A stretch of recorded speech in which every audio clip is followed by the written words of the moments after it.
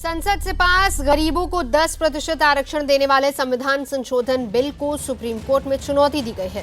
Youth for equality की तरफ से सुप्रीम कोर्ट में दायर की गई जनहित याचिका में कहा गया है कि आरक्षण के लिए किया गया संविधान संशोधन संविधान के मूलभूत ढांचे का उल्लंघन है। याचिका में कहा गया है कि इंदिरा साहनी केस में आए सुप्रीम कोर्ट के फैसले के मुताबिक आर्थिक आधार पर आरक्षण नहीं दिया जा सकता।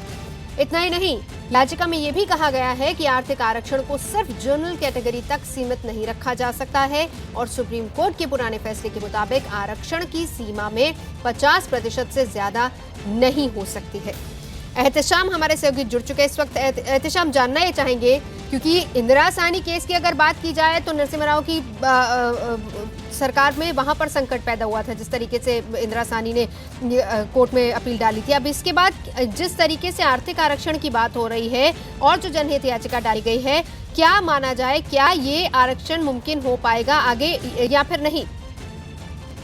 देखिए, अभी इसको पूरा इम्प्लीमेंट होने में तो काफ़ी समय लगेगा, लेकिन जिस तरह से याचिका इतनी जल्दी दाखिल कर दी गई है और हम तो उम्मीद कर ही रहे थे कि कोई ना कोई याचिका आएगी। अब ये याचिका आज दाखिल हुई है तो अगले हफ्ते तक हो सकता है कि इसे लिस्ट किया जाए और फिर जब इस पर सुनवाई होती है तो सुप्रीम कोर्ट इसको किस तरह से देखता है और फिर क्या इसके लिए अलग से कोई कॉन्स्टिट्यूशन बेंच बनाया जाता है और फिर उसमें क्या होता है, ये इसके लिए थोड़ा इंतजार करना पड़ेगा। अगर सुप्रीम कोर्ट इस पर रोक लगाता है तब ये प्रक्रिया रुक सकती है। अगर सुप्रीम कोर्ट कोई रोक नहीं लगाता है तो फिर आगे इसमें कोई अड़चन फिलहाल नजर नहीं आ रही। बिल्कुल, नजर बनाए रखिए, हम लौटेंगे आपके पास।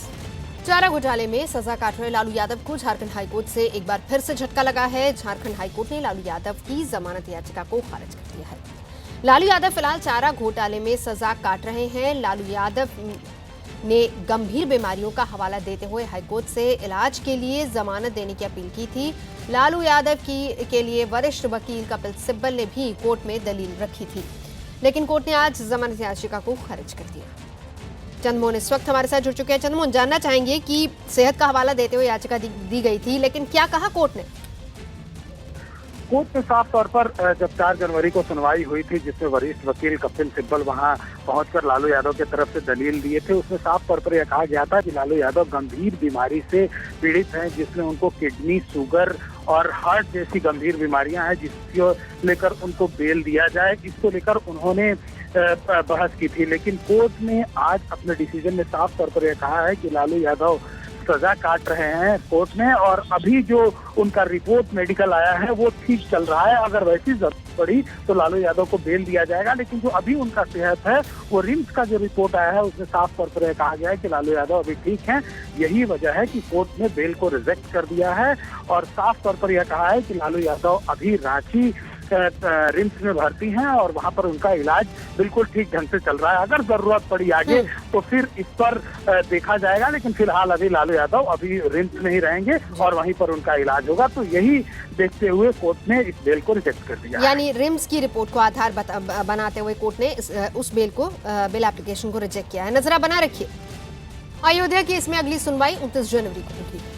सुप्रीम कोर्ट की नई बेंच अयोध्या केस की सुनवाई करेगी। आज सुनवाई के दौरान मुस्लिम पक्ष के वकील राजीव धवन ने जस्टिस यूयू ललित के बेंच में होने पर यह कहते हुए टिप्पणी की कि वो 1994 में इसी मामले में वकील रहे हैं, जिसके बाद जस्टिस यूयू ललित ने खुद को बेंच से अलग कर लिया। अब chief justice Ranjan Gogoi Ayodhya case पर नई बेंच बनवाएंगे और संवैधानिक पीठ ही अयोध्या केस की सुनवाई करेगी। क्या आपत्तियां रही हैं? देखिए, मुस्लिम पार्टी चाह रही हैं कि वो मैटर जो है वो अपने हिसाब से जो भी हो, उन्होंने ऑब्जेक्शन किया है बेंच के कॉम्पोजिशन के लिए जिसमें मैटर एडजेंट। लेकिन आज सुनवाई के दौरान राजीव धवन ने ये भी कहा था कि वो उन्होंने सीधे तौर पर नहीं कहा कि यूयू ललित हटे। सीधे तौर पर नहीं कहा, पर उन्होंने वो पॉइंट आउट किया जिसमें जस्टिस ललित ने कहा कि मैं इस मामले को अब फर्दर नहीं सुनूंगा। जजेस के बीच में आपस में सलाह मशवरा भी हुआ था इसी चीज को लेकर के? हाँ, सलाह मशवरा हुआ था और जस्टिस ललित ने डिसाइड किया कि वो मैटर को फर्दर नहीं सुनेगा। 29 तारीख को क्या होगा? एक नई बेंच बनेगी और कोर्ट ने ये भी डायरेक्ट किया रजिस्ट्री को कि वो मैटर जो ट्रांसलेशन अभी भी पेंडिंग है उसको कंप्लीट। इसका क्या मतलब है? ये जो डॉक्यूमेंट्स रजिस्ट्री से मांगे गए हैं उसका क्या मतलब हुआ? क्योंकि 15 ट्रैक में सील रिकॉर्ड है तो कोर्ट खुद चेक करना चाहती है कि क्या ट्रांसलेशन हुआ है कि क्या नहीं हुआ। ये कोई नई बात नहीं है, तारीख तो पड़ती रहती है। 70 साल हो गया और जब भी इलेक्शन आता है तो नेता परेशान, मीडिया परेशान की तारीख पर जो है आगे बढ़ गई।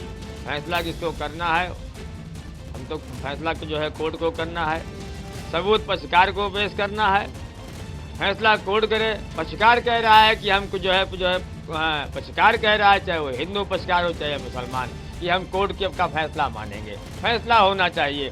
हम आगे क्या कर सकते हैं, हमारा कोई दबाव तो है नहीं कोर्ट पे। अभी इससे पहले यह आया कि 3 जज फैसला करेंगे, हमने उनका सम्मान किया कि हम कहा ठीक है 3 करें। आज जो है 2-3 दिन पहले ये आ गया कि अब 5 जजों की टीम बन चुकी, वो भी फैसला करे। आज 1 कम हो गए, तारीखें आगे जो बीजेपी की तरफ से या जो और लोग हैं वो ये कह रहे हैं कि जो मुस्लिम पक्षकार के जो वकील हैं धवन, उन्होंने जानबूझकर साजिशन ये आरोप लगा दिया जस्टिस यू ललित पर कि वो कल्याण सिंह का केस देखे थे, जिसके बाद उन्होंने अपना पद छोड़ दिया। देखिए ऐसा है कि बहुत से लोग कुछ न कुछ कहते रहते हैं, एक दूसरे पे टिप्पणी करते रहते हैं। मैं किसी पे टिप्पणी नहीं करता, जो जायज़ काम है वो सही है, जो काम सही है वो सही है। ये बताइए कि अब आप पर ये आरोप लग रहा है कि आप लोग लगातार ये कोशिश कर रहे हैं कि मामला किसी तरह टले और तारीख पे तारीख लगे, क्या कहेंगे? इस आरोप की बुनियाद क्या है? सवाल ये है कि हमने आज एक इशू उठाया कि इस केस में जो बेंच बनी है वो निष्पक्ष बेंच नहीं है, इसलिए जस्टिस यू ललित जो है इससे पहले कल्याण सिंह के बिहाफ पर सुप्रीम कोर्ट में अपीयर हो चुके हैं। तो अगर कोई जज किसी पार्टी की तरफ से अपीयर हो तो वो उसके लिए सूटेबल नहीं होता है। ये ट्रेडिशन भी रहा है, ये ट्रेडिशन भी कोर्ट का है और ये परंपरा कोर्ट की रही है। और हमारा जब ये हमने जो उठाया तो चीफ जस्टिस ने इसको माना, खुद जस्टिस यू ललित ने अपने आप को विड्रॉ किया कि हाँ ठीक है, मैं चूँकि अपीयर हो चुका था इसलिए मैं इसमें नहीं रहूँगा।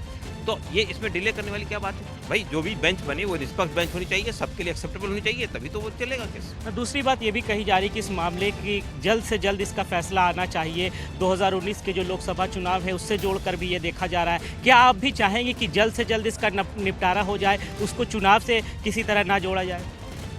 चुनाव से जल्द से, यानी अगर आप चुनाव से जोड़ेंगे तभी तो अभी मुतालबा करेंगे कि पहले फैसला आना चाहिए। देखिए ये एक छोटा मोटा केस नहीं है, 8000 पेज का जजमेंट है इलाहाबाद हाई कोर्ट की लखनऊ बेंच का, 42,000 पेज के डॉक्यूमेंटेशन से जिस पर रिलाई किया है पार्टियों ने, 19,000 पेज उसमें से अब इस केस में अब भी पार्टियों ने ट्रांसलेशन करके रखा है।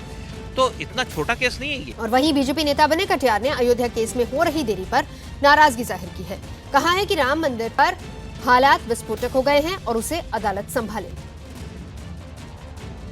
आप इस आंदोलन से जुड़े रहे हैं, अदालत ने अब 29 तारीख मुकर्रर की है, कहा कि इससे पहले सारे डॉक्यूमेंट्स और रिलेटेड चीज़ें मंगाई जाए।